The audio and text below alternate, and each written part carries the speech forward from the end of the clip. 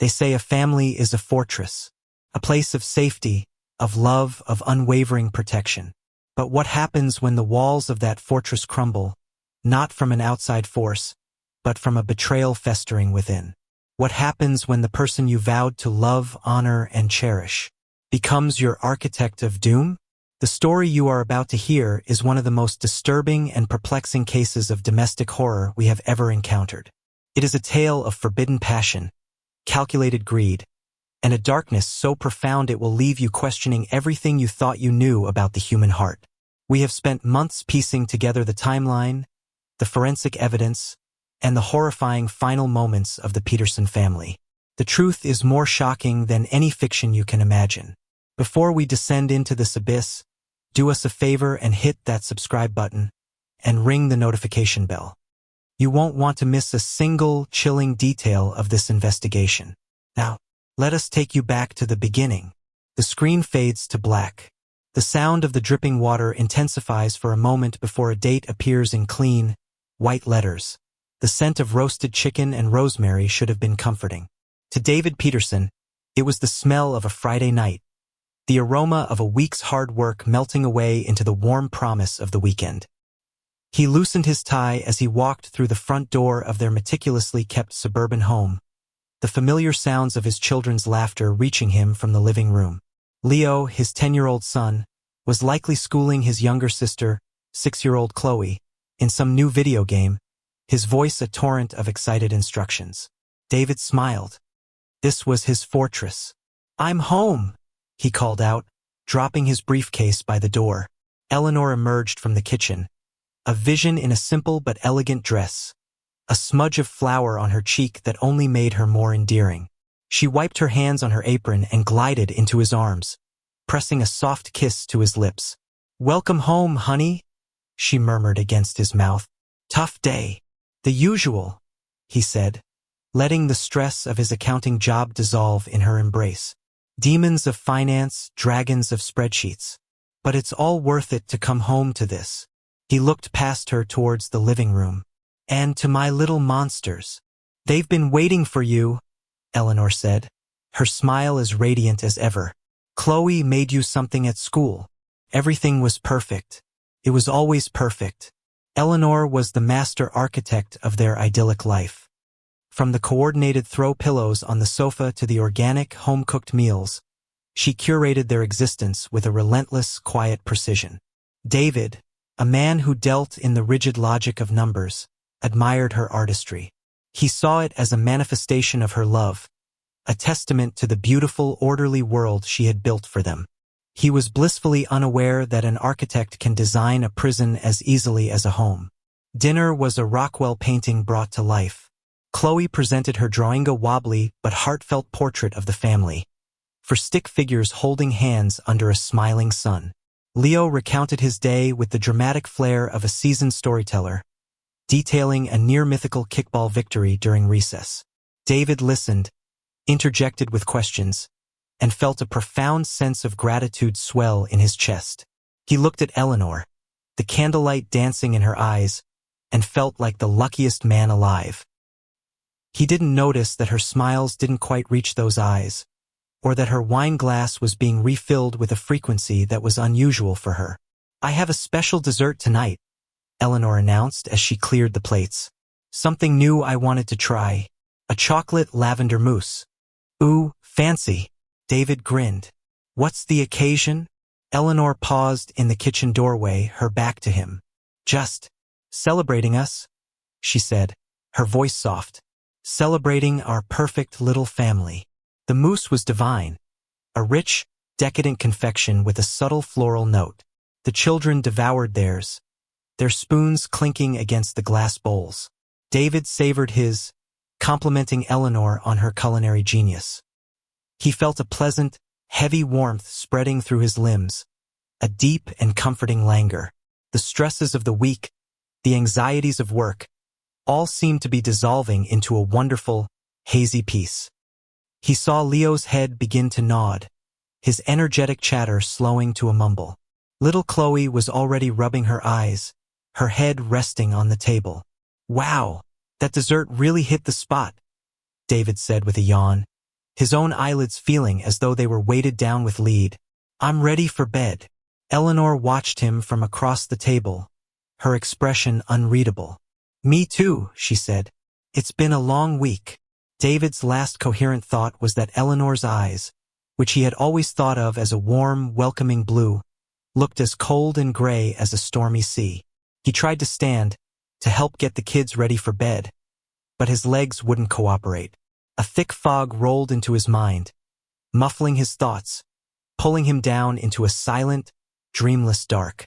The last thing he saw before the blackness took him completely was Eleanor standing up, her face a blank mask, and walking over to the kitchen phone. She picked it up and dialed a number. He saw her lips move, but the sound was a million miles away. "It's done," she said. "Come now." The transition from the warmth of his dining room to the cold, damp air of the basement was a disorienting blur. David drifted in and out of consciousness, aware of movement, of being carried by strong arms that were not his own. He felt the rough texture of a canvas sack against his cheek. He heard the muffled grunts of two people. One was a man's voice, low and unfamiliar, a gravelly whisper of instructions. The other was Eleanor's. He was lowered onto a hard, cold surface. His limbs felt disconnected, puppets with their strings cut. He fought to open his eyes, to make his voice work, but the sedative was a powerful anchor, dragging him down. Through a sliver of vision, he saw the unfinished basement of his own home, a place he'd always meant to renovate. The bare concrete walls, the exposed pipes, the single, dusty light bulb hanging from a wire. And then he saw them, 4 of them. Standing upright like ancient sarcophagi were large, rectangular wooden frames, constructed from thick plywood. They were about 7 feet tall, 3 feet wide, and 3 feet deep. They were open on one side. A terrible, cold understanding began to seep through the chemical fog in his mind. He saw the other man now, tall, with a sinewy strength and a face that was all sharp angles and shadows. The man's eyes were flat, devoid of emotion. He was dressed in dark work clothes. This was Julian. The name surfaced from a half-forgotten Memoria contractor Eleanor had hired for some work on the patio last summer. David had shaken his hand, thanked him for his work, and never thought of him again. Now, seeing him here in the dim light of the basement, a primal fear, cold and sharp, pierced through David's drugged stupor. He watched in mute horror as Julian effortlessly lifted Leo, his son's small body limp and pliant, and placed him inside one of the wooden boxes. Then came Chloe, her little pink pajamas a splash of obscene innocence in the grim surroundings. Eleanor directed the operation with a chilling calm, her voice a low, steady murmur. "Gently. We don't want any marks." David tried to scream. He tried to fight, to move, to do anything. A pathetic groan escaped his throat. Julian's head snapped towards him. He walked over, his heavy boots echoing on the concrete floor. He looked down at David, his expression one of mild annoyance, as if David were a minor inconvenience, a problem to be solved. "He's waking up," Julian stated, his voice a low rumble. "It doesn't matter," Eleanor said. Her tone as cold as the concrete beneath them. "He can't do anything. Put him in." The two of them grabbed him, one on each side. The strength in Julian's grip was immense. David's last, desperate act of defiance was to lock eyes with his wife as they lifted him. He searched her face for any sign of hesitation, of remorse, of the woman he had loved for 15 years. He found nothing. There was no conflict, no sadness. There was only a terrifying, empty resolve. It was the face of a stranger. They placed him inside the last of the 4 wooden boxes. He was propped up in a standing position, his back against the rough wood. The sedative was pulling him back under, the world dissolving into a dark, swirling vortex. His last sliver of consciousness registered the sight of Julian picking up a power drill and a box of long screws. He saw Eleanor watch, her arms crossed, as Julian began to methodically fasten a final sheet of plywood over the open front of the box containing Chloe. The sound of the drill, a high-pitched, metallic whine, was the sound of a tomb being sealed. It was the last sound David Peterson ever heard from the outside world. The first 24 hours were a blur of adrenaline and grim, methodical labor. The silence in the house was the most unnerving part. It was a thick, heavy presence, a stark contrast to the usual chaotic symphony of family life. There were no cartoons blaring from the television, no thud of small feet on the stairs, no arguments over toys. There was only the low hum of the refrigerator and the frantic beating of Eleanor's own heart. Julian was the rock. His focus was absolute, his movements efficient and precise. He had prepared for this. In the days leading up to Friday, he had discreetly brought everything they needed into the basement. Bags of cement mix, sand, gravel, a portable concrete mixer, buckets, and rebar. He'd told David, on the one occasion they'd crossed paths, that he was doing some pro bono foundation sealing for Eleanor as a thank you for her previous business. A lie David had accepted with a grateful, unsuspecting smile. Now, under the stark glare of the basement's single bulb, the preparations were revealed for what they truly were, the tools for an unthinkable act of mass murder. "We start now," Julian said, his voice cutting through the quiet. "The sooner we pour, the sooner it sets. The sooner it's all over." Eleanor just nodded, her throat too tight to speak. This was the point of no return. She had pictured this moment in her mind 1,000 times, had walked through every step with Julian, had steeled herself for the reality of it. But the mental rehearsal was a pale imitation of the grim task before them. They worked in a synchronized, silent rhythm. Julian would slice open the heavy paper bags of cement mix, the gray powder billowing into the air like malevolent dust. Eleanor would scoop sand and gravel, her arms already beginning to ache. They poured the ingredients into the small, electric mixer, adding water until it became a thick, churning slurry. The noise of the machine was a welcome intrusion, a mechanical roar that drowned out the suffocating silence and the thoughts that threatened to cripple Eleanor. With each batch of mixed concrete, they would fill buckets and carry them to the 4 wooden monoliths that now stood sealed and silent. Julian had cut small openings at the top of each box. It was through these holes that they poured the liquid stone. The first bucket was the hardest. Eleanor's hands shook as she helped Julian lift it. The thought of Wadoff, who was inside that box, just inches from where the concrete was now splashing down, made her stomach churn. She imagined Chloe, her small, still form. She saw Leo, his perpetually scuffed sneakers and unruly hair.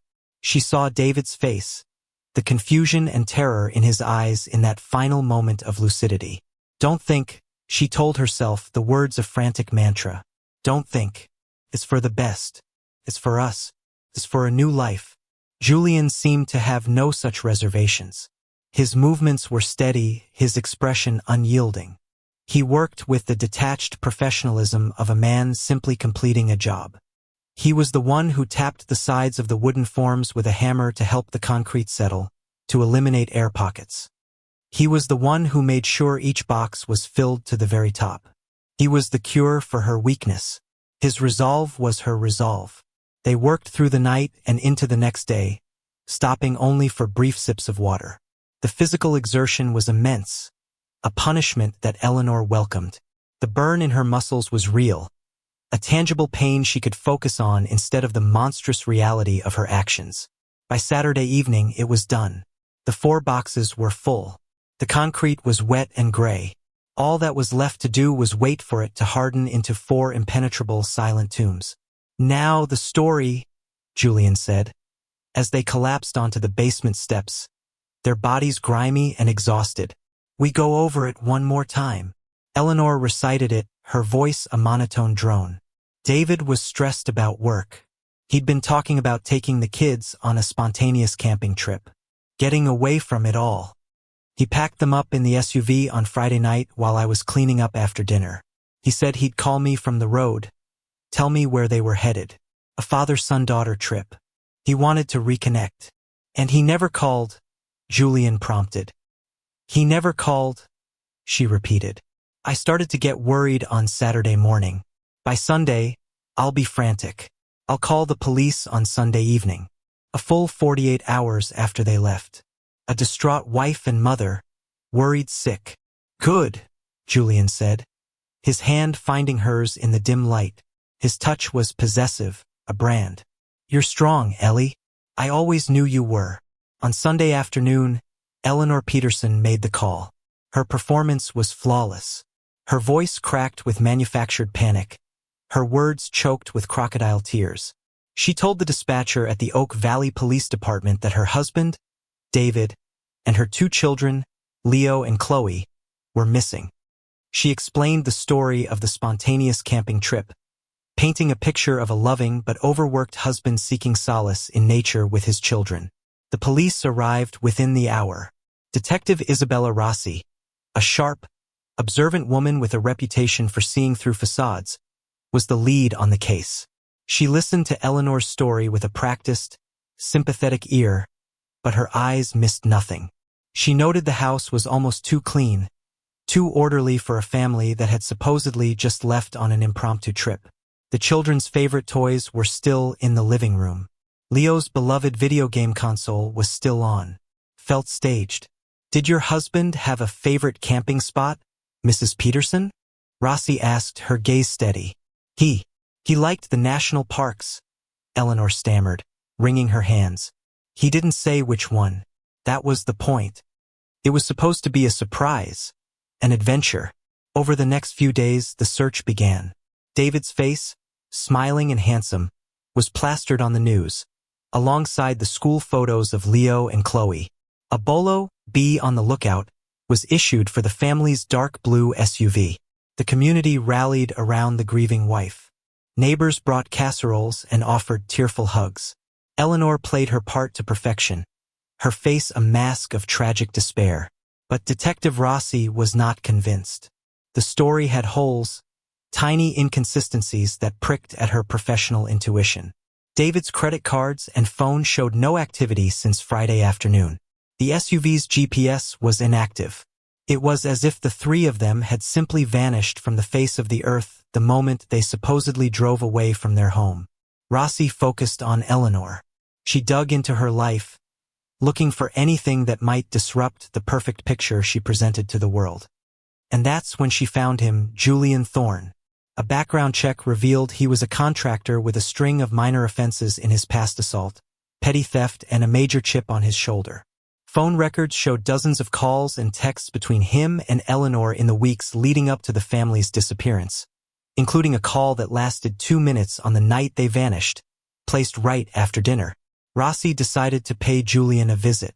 She found him at a construction site, his body lean and powerful, his eyes giving away nothing. He was wary, defensive. He admitted to knowing Eleanor, to doing work for her. He denied any romantic involvement, claiming they were just friends. "A lot of calls for just friends," Rossi noted, watching him for a reaction. "She's a lonely woman," Julian shrugged, turning back to his work. "Her husband ignores her. I was an ear for her to bend. That's all." The lie was too smooth. Rossi left the construction site with her gut screaming that Julian Thorne was not just a part of the story. He was a key to the entire mystery. The concrete, she thought. The man works with concrete. It was a random, fleeting thought, a loose thread she couldn't yet place. But she filed it away. In the silent house on Maple Street, Eleanor watched the news, her composure beginning to fray. They were showing home videos of her children now: Chloe singing a nursery rhyme, Leo hitting a home run in a little league game. They were ghosts on a screen, and their tombs were just 1 floor beneath her feet, slowly, silently, and irrevocably hardening. 2 weeks had passed since the disappearance. The public's attention had begun to wane, as it always did, moving on to the next tragedy, the next scandal. But for Detective Isabella Rossi, the Peterson case had become an obsession. The image of the 2 smiling children, Leo and Chloe, was taped to her computer monitor, a constant, silent demand for justice. The key, she knew, was the house. If David and the children had never left, then the evidence had to be there, hidden beneath Eleanor's carefully constructed facade of grief. Rossi obtained a new, more comprehensive search warrant, one that would allow her team to be far more invasive than their initial visit. This time, they would be looking for signs of a cleanup, for traces of a crime. The forensics team descended on the Peterson home like an army. They used luminol, spraying the chemical in every room. Under the eerie blue glow, the house remained stubbornly clean. There were no traces of blood, no signs of a struggle. The master bedroom, the children's rooms, the kitchen, all were pristine. It was disheartening. Eleanor, who was required to be present during the search, watched them with an air of weary tolerance, as if this were all a painful but necessary formality. Rossi stood in the kitchen, frustration mounting. She looked at Eleanor, who was sitting at the dining room table, the very table where her family had shared their last meal. Her grief seemed too polished, her sorrow too photogenic. It was a performance, and Rossi was an unwilling audience. "We're going to check the basement now, Mrs. Peterson," Rossi said, her voice flat. For the first time, a flicker of something, fear, panic, crossed Eleanor's face before being instantly suppressed. "There's nothing down there," she said, a little too quickly. "Just storage. Spiders." "We'll be careful," Rossi replied, her instincts now on high alert. The basement was cool and damp. It smelled of earth and mildew, and something else, a faint, chemical odor. Rossi's flashlight beam cut through the gloom, illuminating dusty boxes, an old furnace, and a discarded treadmill. Then the beam landed on them. In the center of the room stood 4 large, gray blocks. They were perfectly formed rectangles of concrete, each about 7 feet tall.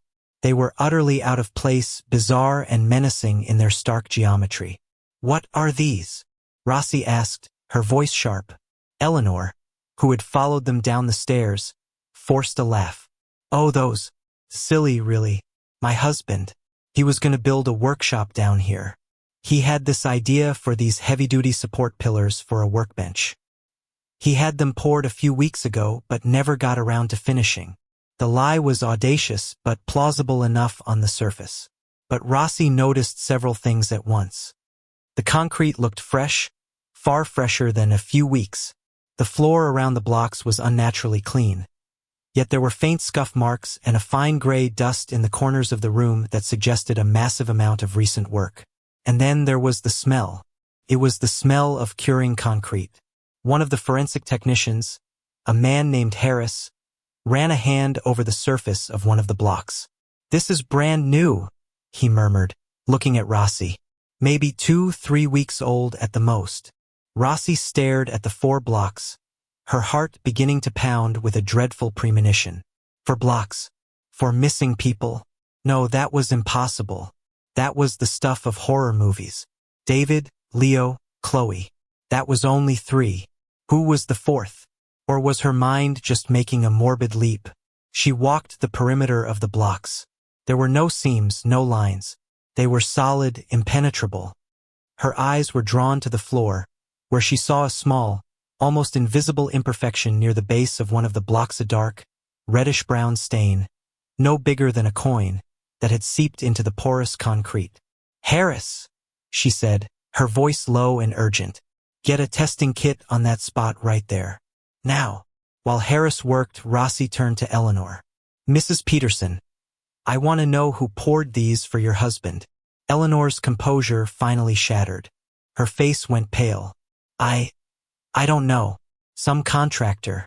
David handled it." "Give me a name," Rossi pressed, stepping closer. "I don't remember," Eleanor cried, her voice rising to a shrill pitch. "Positive for blood, detective," Harris called out. The words hung in the air, heavy and damning. Rossi didn't take her eyes off Eleanor. "We're going to bring in ground-penetrating radar," Rossi said, her voice now as cold and hard as the concrete blocks in front of her. "And a demolition team. We're going to open these things up. Right now." Eleanor Peterson crumpled, all pretense gone, replaced by a raw, guttural sob of defeat. The hours that followed were a surreal nightmare. The demolition team arrived with heavy-duty drills and sledgehammers. The sound of the tools biting into the concrete echoed through the house, a brutal, percussive symphony of discovery. They chose to start with the block that had the bloodstain.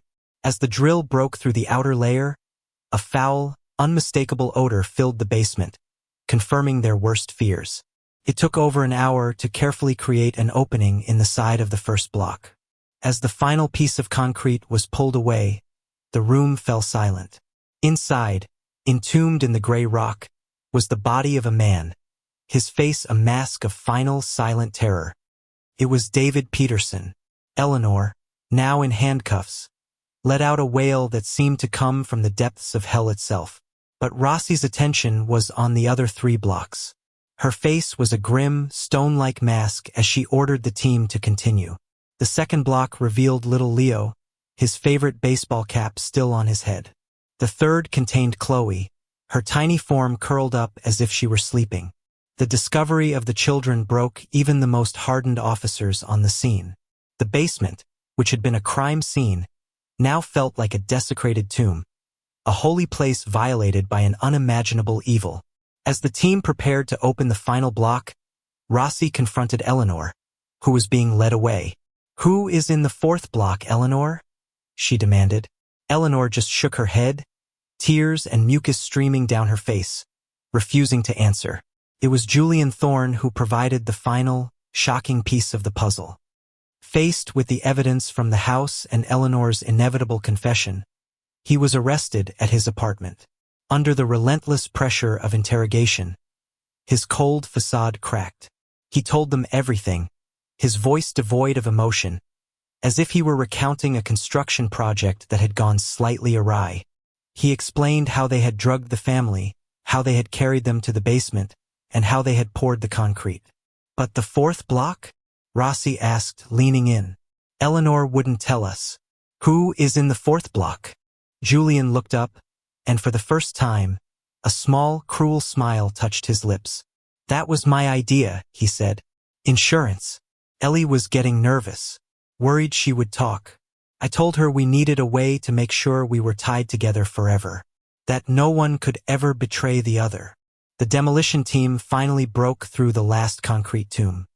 The body inside was not a victim in the same way as the others. It was a man, and from the wallet found in his pocket, he was identified as a low-level criminal, a drifter Julian had known from his past. Julian's confession laid the final piece bare.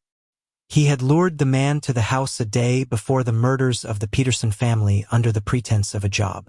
He had killed him in the basement, the source of the bloodstain Rossi had found. He had then placed his body in the first sarcophagus. "Why?" Rossi breathed, the sheer, layered evil of it taking her breath away. "So that when Ellie and I killed her family," Julian explained with chilling logic, "she wouldn't just be an accomplice to my murder. I would be an accomplice to hers. We both had a body. We were equals. Perfect partnership. No loose ends." The dark mystery of the 4 concrete blocks was solved. It wasn't just a story of a wife and her lover killing her family for a new life and a life insurance payout. It was a twisted, interlocking pact of murder, a macabre insurance policy written in blood and sealed in concrete, designed by 2 monstrously dark souls who had mistaken their shared evil for love. The fortress David Peterson had cherished had not just been breached. It had been his tomb from the very beginning, designed by the one person he had trusted to be its keeper.